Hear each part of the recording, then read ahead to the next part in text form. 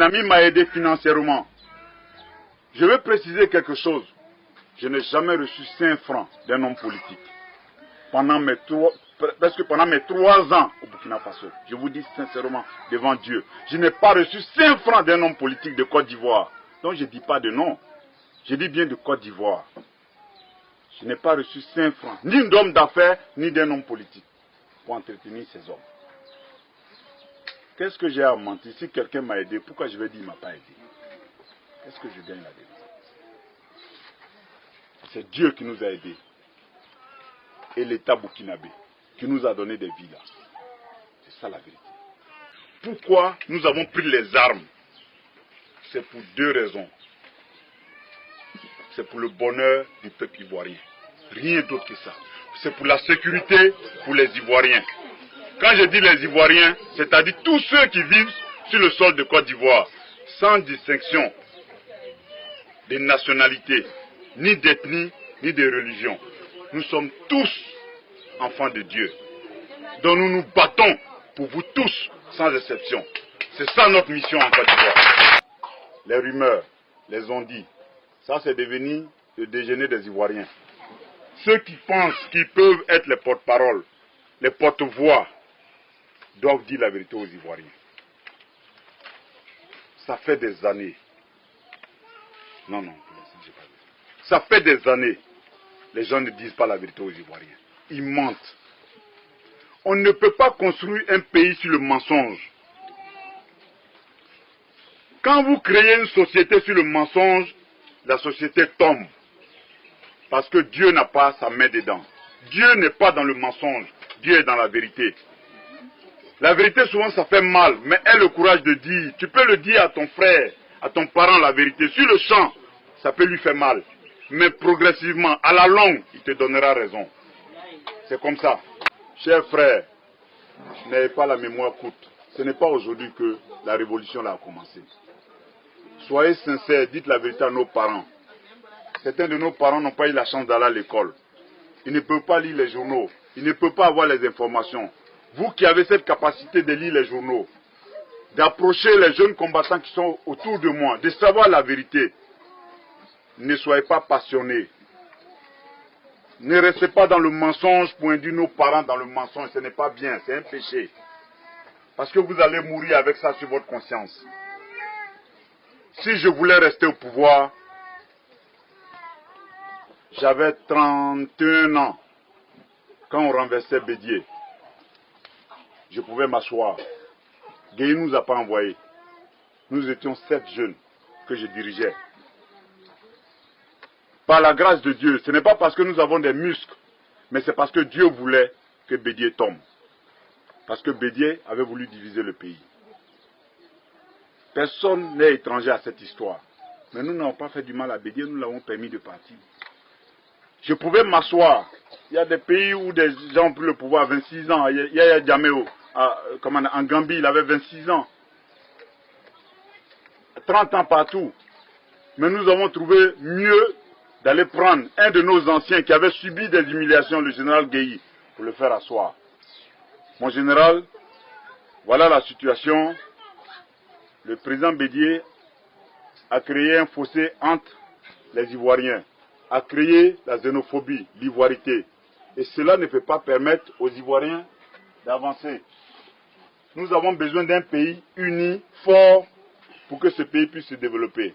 Donc, nous venons vous chercher, et voilà ce que nous souhaitons. Ramener la paix entre tous les Ivoiriens. Ramener la cohésion. Mettez dans la tête des Ivoiriens que les étrangers sont chez eux ici en Côte d'Ivoire. Et que chacun doit vivre en paix. Lancez la route du développement et de la réconciliation. Faites de telle sorte qu'en 6-8 mois, nous puissions finir une bonne transition et organiser des élections transparentes.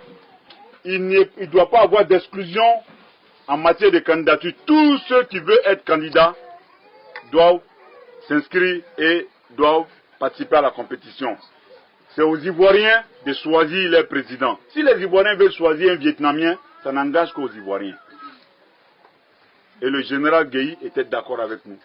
Et vous avez écouté le discours. C'était ça. Mais malheureusement, chemin faisant, il s'est fait entourer de ceux que nous avons chassés le 24.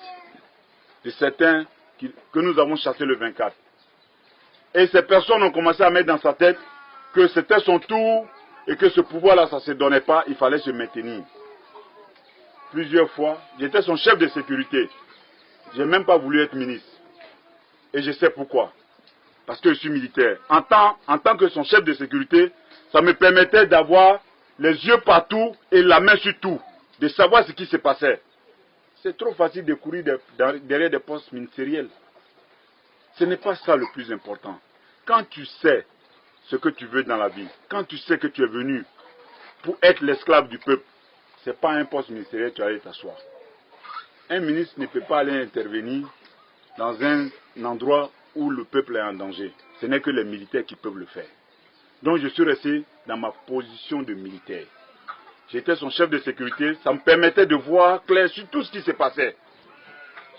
Donc je voyais le balai politique qui se passait autour du général Gueye à vouloir l'obliger à rester au pouvoir. Plusieurs fois nous avons échangé, j'ai dit mon général, la parole c'est sacré. Quand tu prends l'engagement devant le peuple pour dire que nous venons pour une transition de 8 mois, nous sommes venus pour balayer la maison, tu ne peux pas changer chemin faisant en disant que non, tu n'es pas, il faut que toi tu sois candidat. Et pour être candidat, tu ne veux pas permettre aux autres d'être candidats. J'ai dit, je ne suis pas d'accord.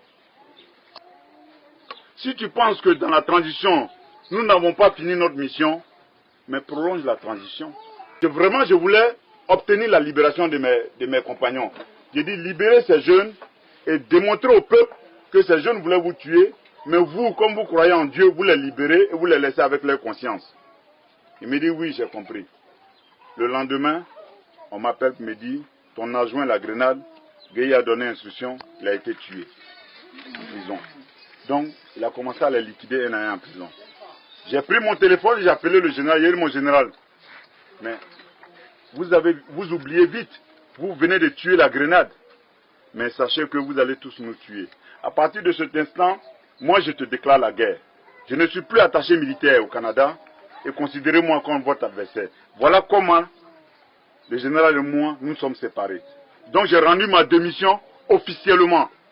Mais dites-moi, il y a combien de généraux en Côte d'Ivoire ici qui vont abandonner un poste juteux au Canada, attaché de défense pour des frères qui sont en prison? Dites-moi. Combien? Malgré que le pays était en sang là, aucun n'a démissionné pour se mettre du côté du peuple. Aucun. Même s'ils fuient les bataillons, ils vont se cacher. Au lieu de se mettre du côté des jeunes civils volontaires, quelques militaires, au lieu de venir les soutenir, leur apporter leur expérience, ils ne le font pas. Ils sont tous allés se grouper derrière le pauvre monsieur à l'hôtel là-bas et ils laissent le peuple à la merci des mercenaires et des terroristes. Nous avons monté le 19 septembre. J'ai préparé mes hommes pendant près de 6 mois. Nous avons fait 2 ans et demi à Ouaga. Mais pour lancer le 19 septembre, nous sommes retirés en brousse. Préparé mes hommes pendant près de 6 mois. On a tout calé. Le jour où je faisais partie mes hommes sur le terrain, un ami m'a aidé financièrement. Je veux préciser quelque chose. Je n'ai jamais reçu 5 francs d'un homme politique. Presque pendant mes 3 ans au Burkina Faso. Je vous dis sincèrement devant Dieu. Je n'ai pas reçu 5 francs d'un homme politique de Côte d'Ivoire. Donc je ne dis pas de nom. Je dis bien de Côte d'Ivoire. Je n'ai pas reçu 5 francs. Ni d'homme d'affaires, ni d'un homme politique. Pour entretenir ces hommes. Qu'est-ce que j'ai à mentir? Si quelqu'un m'a aidé, pourquoi je vais dire qu'il ne m'a pas aidé? Qu'est-ce que je gagne là-dedans? C'est Dieu qui nous a aidés. Et l'État burkinabé qui nous a donné des villas. C'est ça la vérité. Après la formation, un ami libanais m'a envoyé 60 millions de francs CFA. J'ai fait des enveloppes. L'intendant était celui qu'on appelle Gaoussou. Il est avec la rébellion, c'est le Diagao, le com-zone de Bundiali. J'ai dit, fais des enveloppes de 300 000. J'ai fait des enveloppes de 300 000 pour tous les éléments qui devaient rentrer. je les avais découpés en 3 groupes. Parce qu'il devait y avoir 3 attaques simultanées. Abidjan, Bouaké, Korogo. Et chaque chef de groupe, Abidjan, c'était Kobo. À Bouaké, c'était Zagazaga. Et à Korogo, c'était Messamba. Voilà comment étaient constitués les groupes. Et chaque élément avait 300 000 en poche comme pour mission. Et je leur ai dit, c'est 300 000. C'est pour vous permettre de manger sur le terrain. Ne volez pas, ne pillez pas. On ne va pas contre le peuple. On va contre un système. Et même ce système, c'est nos frères. Si vous faites 2 prisonniers, reconnaissez leurs droits. Il ne faut pas les humilier. Amenez-les à les retourner contre le système jusqu'en 2003. Avant que je ne parte en France, pour qu'on m'arrête, tout le monde avait une bonne image de la rébellion. Nous sommes rentrés, les choses ont fonctionné dans les normes de Dieu. Nous avons coupé le pays en 2. Les négociations sont sorties des bureaux, Makoussi, d'abord Lomé Makoussi. Et à Makoussi, quand ça s'est passé, je devais aller à D'abord, il faut que je vous éclaircisse quelque chose. Les gens vont se poser la question, mais pourquoi quand ça s'est passé, les premières heures, je n'ai pas sorti ma tête à Bouaké? J'ai été reçu dans un pays par un chef de l'État. Donc, qui m'a donné le statut de réfugié politique. J'étais le seul à avoir ce statut. Donc, tous les autres étaient sous ma coupole. Et quand nous avons coupé le pays en 2, je voulais rentrer. Le grand frère Blaise m'a dit non, tu ne peux pas rentrer. Parce que si tu rentres, c'est la pure démonstration que votre base arrière était le Burkina et que c'est le Burkina qui vous a équipé. Et là, moi, Blaise, ça me met dans une situation très difficile. Donc, laisse les jeunes progresser au moment opportun. C'est-à-dire quand nous aurons toute la situation en main, tu pourras sortir la tête. J'ai dit, ok. Mais quelqu'un qui t'a reçu, qui est ton tuteur, tu ne peux pas le sauter, faire ce que tu as envie de faire. Le minimum, c'est le respect. Et dans la logique, effectivement, l'ambassade de France, l'attaché militaire, venait me rendre visite chaque 2 semaines pour se rassurer que j'étais à Ouaga. Parce qu'on disait non, c'est le Burkina qui est derrière, c'est le Burkina qui les a équipés. Quand ils venaient, j'ai dit, mais moi je suis là. Aucun Burkinabé ne combat sur le terrain. Nous n'avons pas reçu d'armes du Burkina, nous avons pris les armes dans les poudrières. En Côte d'Ivoire, parce qu'on avait des alliés là-bas. Donc c'était justifié. Et ça a permis au Burkina de rester blanc. Et ça a permis à la rébellion de tenir sans que les accords de défense qui existaient entre la Côte d'Ivoire et la France puissent être déclenchés. Parce que dans les normes, ça devait se déclencher. Mais comme c'était des Ivoiriens qui attaquaient un système dans leur propre pays, les accords ne pouvaient pas rentrer en action. Voilà pourquoi nous avons pu résister sans que les Français ne puissent nous chasser du territoire ivoirien. On n'a tué personne quand je dirigeais la rébellion. On n'a pillé personne. On respectait les droits de l'homme. Voilà comment Guy Michel a accepté volontairement de nous appuyer. Quand nous avons eu les 9 postes ministériels, j'ai demandé à Guy, j'ai dit, Guy Michel, je te nomme ministre des Sports parce que tu es un homme qui a été là quand on avait besoin de toi. Ceux qui disent que je demande un poste ministériel aujourd'hui, mais pourquoi au moment où moi-même je devais nommer des ministres, je n'ai pas pris 2 ou 3 postes ministériels pour moi-même? Qui pouvait dire quoi? Je n'ai pas pris. Parce que je n'étais pas venu pour ça. Ma mission était de pacifier la Côte d'Ivoire, de rendre justice, de ramener l'amour entre les Ivoiriens. C'était tout. Je ne cours pas derrière un poste. Donc, je n'ai pas pris de poste à ce temps. J'ai nommé des gens. Mais malheureusement, les amis que j'ai nommés et que j'ai envoyés pour nous représenter ont oublié la mission. Ont complètement oublié la mission. Ils étaient devenus des ministres. Pour eux, c'était la fin. Ils étaient dans le beurre. Ils ont oublié la racine, l'origine de notre combat. Et ils se sont fait manipuler par Laurent Gbagbo. Les remonter contre leurs propres frères. Et subitement, je suis là.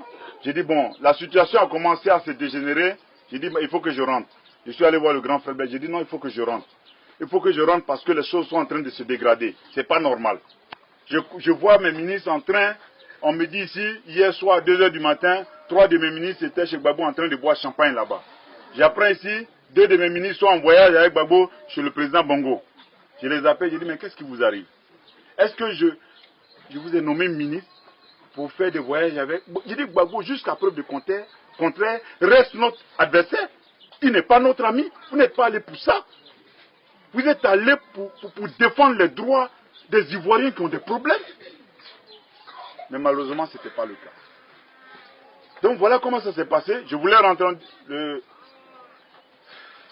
président Blaise dit non, si je rentre, il aura toujours des problèmes. Donc il serait mieux d'aller à Paris. Et de Paris, j'annonce officiellement sur RFI que je rentre. À partir de là, je peux rentrer. Là, lui, les projets. J'ai dit, il n'y a pas de problème. Mais j'ai dit, mais quand même, aller à 6000 km. Oh, je suis à 400 km de chez moi, c'est quand même dur. Mais il fallait respecter. Je vais à Paris. J'ai fait 48 heures. Le 3e jour, je vais retourner. On m'arrête à la sortie de l'hôtel. Que je suis venu recruter des mercenaires. Que je suis un terroriste. Et que je pars tuer un président. J'ai fait 21 jours de prison. Je sors de prison. On me garde en France sous contrôle judiciaire pendant 2 ans. Donc je ne peux pas sortir de la France. Mais Dieu merci, un jour j'ai décidé de sortir et à l'aéroport, je suis passé par la Belgique. On m'a arrêté pendant quelques heures. Que si tu ne bouges pas, tes anciens amis ont approché le président béninois, ils lui ont donné telle somme, ils vont t'arrêter. Je me suis débrouillé, le 26 décembre, je suis sorti du Bénin et je me suis retrouvé au Ghana. Et effectivement, l'opération était lancée, à leur grande surprise, j'étais plus chez moi. Mais ce qui est grave, c'est qu'arrivé un moment, l'histoire de la rébellion, certains camarades reviennent pour dire que non, un tel IB avec Gbagbo, quand je suis sorti de prison, parce qu'il fallait justifier pourquoi IB allait en prison. Il n'a pas été soutenu par ses amis. Ils font croire aux gens que IB travaille avec Gbagbo, que Gbagbo lui a donné tel milliard, Gbagbo lui a donné ça, tout simplement pour prendre le commandement de la rébellion. Et certains amis, tels que Kass, tels qu'Adams, tels que Djalman, tels que Baladi, ont décidé, tels que Bauer, sont tous ici, disent non, c'est pas possible, nous on connaît nos chefs. Pour rien au monde, il va se mettre avec Gbagbo pour s'associer, pour travailler. Ce que vous dites, ça ne tient pas. Alors, ils sont devenus la cible. Ils les ont ciblés un an, ils ont commencé à les tuer. Ils les ont tués, les arrêtés, les mettre en prison. Il y a des gens ici qui ont fait près de 2 ans dans des maisons à, c'est-à-dire 4 mètres carrés. Ils ne voyaient pas le soleil. Ils sont là. Tous ces éléments, ces anciens éléments que vous voyez, ce sont ceux qui ont pu échapper à la tuerie de nos anciens camarades. Mais ce que je vais vous dire, mais après, qui on a vu main dessous, main de ça avec le président Gbagbo? C'était ceux qui ont dit que les autres avaient trahi. On les a vus dans le gouvernement de Gbagbo, Premier ministre, dans la joie. Ils ont ramené Gbagbo dans nos zones, ils ont accueilli Gbagbo, ils ont applaudi Gbagbo. Mais ça nous a apporté quoi? On n'est pas revenu à la case de départ là. Ça nous a apporté quoi? Ils ont construit les révolutions sur du mensonge. C'est pourquoi j'ai dit, tout ce qui se construit sur du mensonge n'aboutit jamais. Depuis 2004, j'ai fait des communiqués pour dire, seule la force peut enlever Gbagbo du pouvoir. Depuis 2004, j'ai dit, tout ce que vous allez faire comme négociation, tout ce que vous allez faire comme concession, même des élections, Gbagbo ne partira pas. Même s'il perd les élections, il ne partira pas. Soyons raisonnables, arrêtons la souffrance du peuple, mettons-nous ensemble pour régler le problème de Gbagbo. Tout le monde m'a trouvé comme extrémiste, celui qui est contre la paix, celui qui est mauvais, celui qui veut ça. J'ai dit ok, seul je ne peux pas contre la vie des autres. Ils ont les journaux, ils ont les télévisions, moi je n'en ai pas. Je vais me taire, j'ai fait silence radio et puis Dieu va faire le reste. Mais où nous sommes aujourd'hui? Et plus pire, plein de morts, plein de souffrances. Ils ont appauvri le peuple. Beaucoup de personnes ont perdu leur travail. Des enfants ne vont pas à l'école. Les gens ne mangent même pas 2 nourritures par jour. Est-ce que cela devait arriver? Non. Si vraiment je savais que les choses allaient se passer comme ça, je n'allais jamais déclencher le 19 septembre. Je vous jure. Mais je ne regrette pas parce que c'est avant de déclencher le 19 septembre. Ça veut dire seul dans une maison entre 4 murs. Je pense que Dieu était là quand je lui demandais. J'ai dit Dieu, ce que je veux faire là, si ça va apporter la souffrance à mon peuple, si ce n'est pas la vérité, ne me donne pas les moyens. Ne me donne pas les moyens. Je ne veux pas les moyens.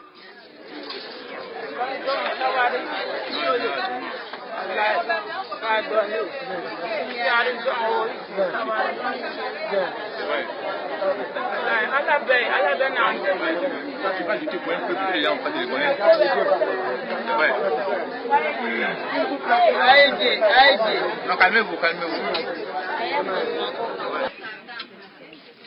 J'ai vu la souffrance de tous ceux qui sont tombés et la souffrance du peuple. Ce n'était pas ça notre objectif. C'est pourquoi j'ai coulé les larmes. Je vous demande pardon. On va aller vite.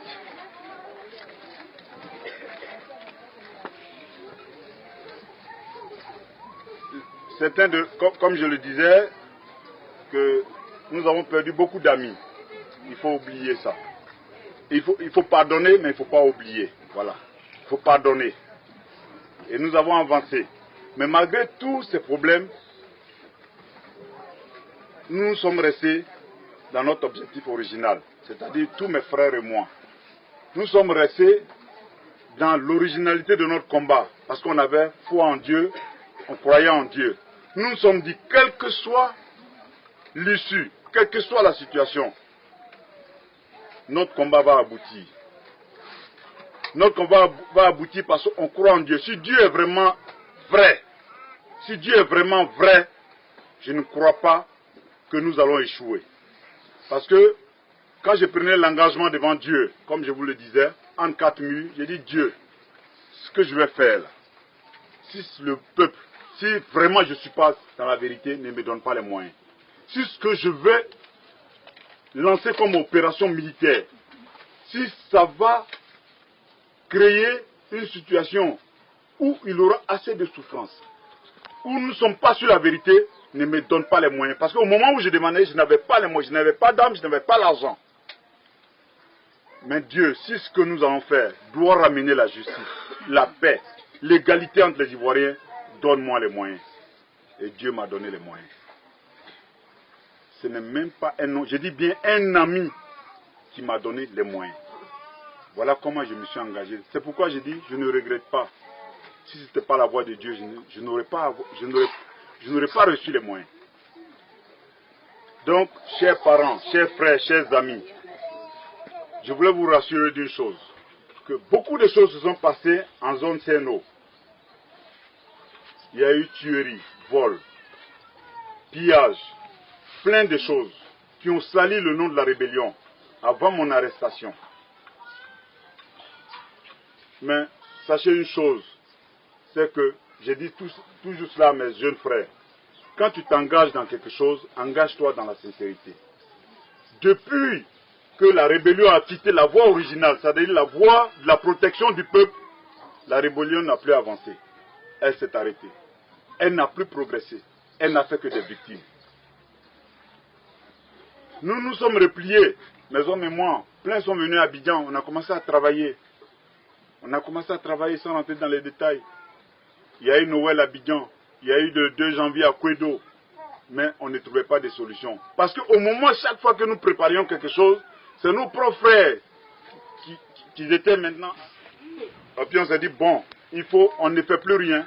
Comme il y a des élections, pour ne pas qu'on dise que c'est IB qui s'oppose aux élections. C'est IB qui ne veut pas la paix. Il dit, restez radio silence, préparons-nous, parce que on n'est pas Dieu, on n'est pas des divins. Mais quand tu connais la vérité, quand tu sais la réalité du terrain, nous on était convaincus d'une chose, que ces élections allaient se terminer par les armes. Donc, préparons-nous en conséquence. et nous sommes préparés. Ils sont là des élections. Qu'est-ce que ça a donné comme résultat? Nous voici. Et ils n'ont pas trouvé une solution, c'est de prendre les armes pour venir attaquer à Bobo et à Nyama. Et Dieu merci, malgré les maigres moyens que nous avions, avec vos bénédictions, nous avons pu tenir la résistance. Nous nous sommes battus comme on pouvait. On a résisté. Progressivement, doucement, on a pu s'armer sur eux, sur nos adversaires, parce que c'est sûr qu'on s'armait. Quand ils tombaient dans nos embuscades, ça nous permettait d'avoir un peu d'armes. Et ça, c'est la volonté de Dieu. Sans Dieu, tu ne peux pas réussir ce que nous avons réussi. On n'a pas besoin de se taper la poitrine. C'est faux. Ce n'est pas parce qu'on est fort. Ce n'est pas parce qu'on est miraculeux. Mais c'est Dieu qui a tout réalisé. Nous ne sommes que des simples acteurs. Nous sommes des employés du peuple et des serviteurs de Dieu. C'est tout. Et c'est ça notre mission. Nous avons déstabilisé le commandement de l'état-major des Fancy par notre résistance. C'est ça la réalité. Ils ont tout essayé. Ils ont envoyé, comment on appelle, le SECOS. Ils ont envoyé la BAE. Ils ont envoyé le bataillon blindé. Ils ont envoyé le BAZA. Ils ont envoyé toute la coalition. Tous les chefs que nous connaissons. Nous avons fait l'école ensemble, militaire ensemble. Nous connaissons. Ils ont envoyé tout ce qui était comme force ivoirienne. Ils n'ont pas pu contre vos enfants. Grâce à vos bénédictions, grâce à Dieu.